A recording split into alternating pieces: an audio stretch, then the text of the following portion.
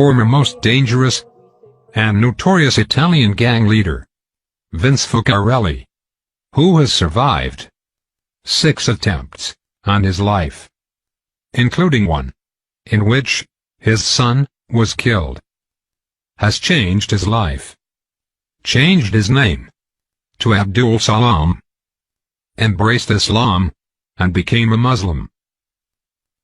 Vince Fuccarelli, who has opened a restaurant in Carrington Street, has revealed how he has got his life back on track.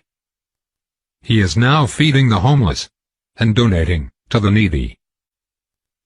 Abdel Salam was the reason that too many people convert to Islam, and he is the reason that his Muslim friends became more devout.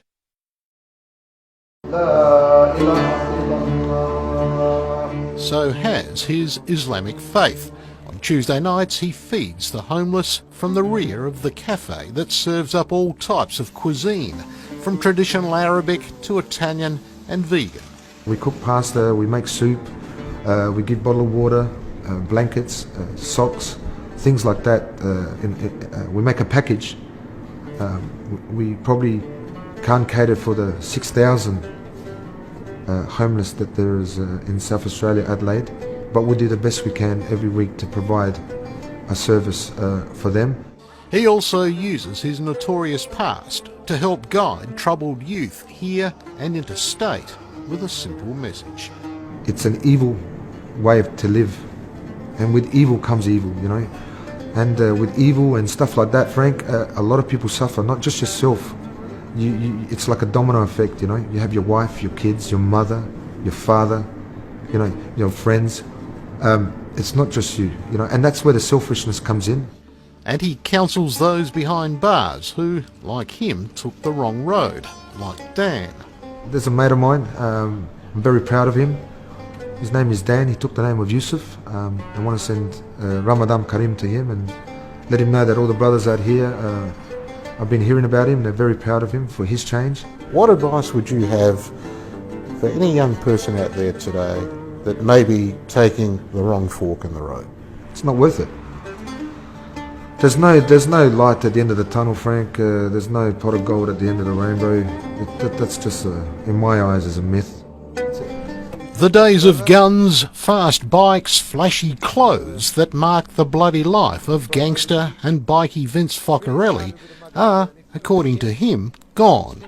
Yes, even his name. What is it today? Imran Abdul Salam, which Abdul Salam means the slave servant of peace of Allah. La ilaha illallah. Although raised a Catholic in a traditional Italian migrant family, he's been a Muslim for 15 years, but admits losing his way from the righteous path he now strictly follows. I chose that life the way it was meant to be lived, you know. I didn't make any excuses. I did what I did. So he hopped out of the back seat and then fired a number of shots into the car. Giovanni in the passenger seat was killed. It was the 6th attempt on Vincenzo's Now life. for the first time, Vince Fuccarelli opens up on his notorious criminal history. Look, Frank, the truth is that when you live that life and you enjoy living that life, the people around you that you're referring to and explaining, it didn't seem that way then. It felt normal.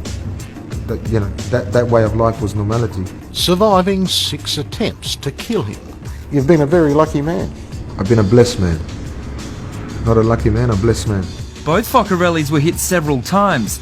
The shooting murder of his stepson Johnny. Did you feel that you wanted to take some kind of revenge, retribution? Absolutely. For those? Of course, Frank.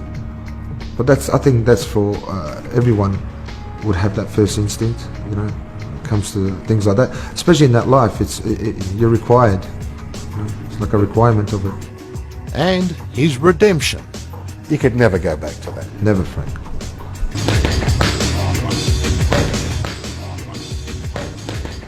And says a combination of his Italian background and the Hollywood gangster mythology saw him take the wrong road. You know, I'm not embarrassed to admit it. It did, yeah. It influenced me in a big way. It led him to motorcycle gangs like the Hells Angels, the Comancheros, and then his own New Boys gang, setting up office in a tattoo parlour where violent rivalries often spilled into Hindley Street. Do you think at the time perhaps it was a rather selfish road to lead? Without a doubt. Anyone that lives that life, I mean, it's up to between them and Allah to change, but that's not a life to live. You wouldn't, I was educating and pretty much promoting that sort of lifestyle, recruiting, and I feel very silly, very ashamed. I have, to a degree, I don't think much of it because that was my journey. He won't talk about the gangs in any detail, nor why they wanted him dead. 2 Hells Angels associates blew themselves up trying to deliver a bomb to his home. Were you living in fear yourself after all that? Look, Frank, like I said, the best way I can answer that fear factor wasn't as great as it should have been, because then, maybe the decisions would have been made a lot simpler. I was concerned about my family, and I had no time to be concerned about myself. I chose that life, like I said, and whatever came at me, I took it on the chin for myself, but the concern was for the family. But his family did become targets. Police say the video leaves no doubt that Focarelli knows who killed his son. He is not corroborating it whatsoever. While sitting in a car, Vince and his stepson Johnny were hit by a hail of bullets. Very sad, and very concerning that he wouldn't die, that I'll make it to the hospital. Were you telling him that while you were in the car? Was he conscious or? I was telling myself that it was okay, that he's just unconscious and everything will be okay. And I was talking to him, obviously, and I didn't want to believe that that was it. Johnny was dead by the time the ambulance reached them. Vince was badly wounded. Was that the sort of turning point in your life, you think? No. It wasn't? I have to answer you honestly, Frank. I was very angry and, and frustrated at the situation. Did you have feelings of revenge? Yes.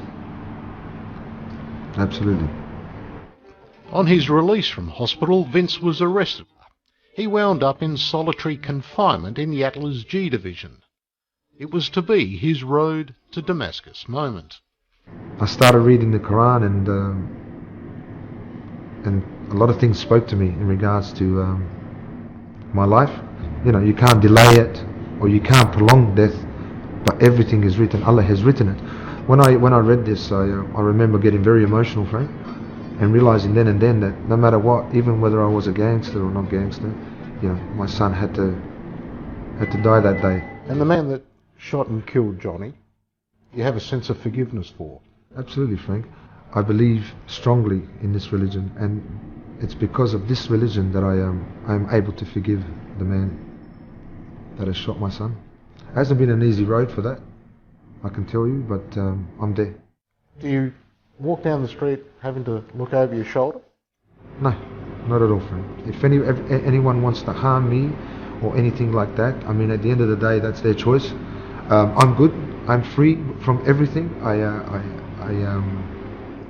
I'm enjoying my life. I don't feel scared, and that's not being arrogant. I'm strong with my faith, and I fear Allah.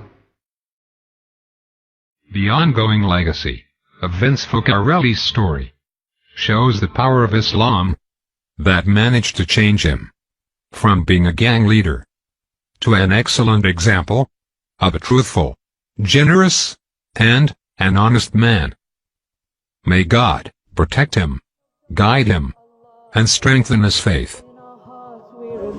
Allah is more exalted than heaven and earth. His pleasure more important than the greatest of rewards. Allah is greater than any praise we make of men. So in word and deed and prayer we say, Allahu Akbar, Allahu Allah, Allahu.